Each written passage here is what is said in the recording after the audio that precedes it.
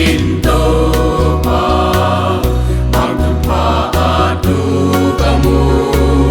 angel penandasen tatsaten pagsayon apang natupin tan kimbero elonge tua Jerusalem kaka kenin song sim hun sim in con nai zeli na siang wa ma tol dam tut kol tani tat sale vangi te mana to som ning tun ka magla ni simin kanai sem sem ni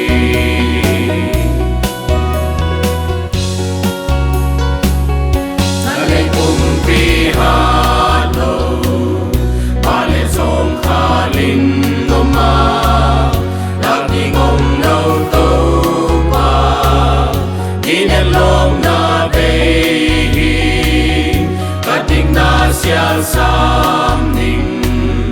chilen sil quan nin bang lel ki song si san pan sok siang quan quan ngô suak ta tàu pani sim hun sim in con nai zeli na siang wa ma tol dam tut kol ta di sale van mi te hana oto som ning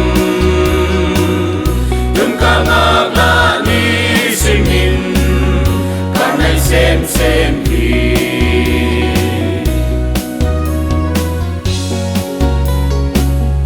leung ang sa tuakin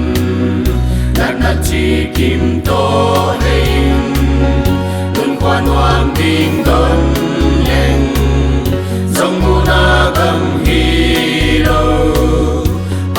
chiam khen lo cầm cả lập van ba nan hôn đê đến chân nộp na kim tăng din hôn pi gal kai đi đâu pa ni sim hun sim in con nai zeli na siang wa ma tol dam tut kol ta di sale van mi te hana oto som ning dun ka ngakla ni simin kanai sem sem hi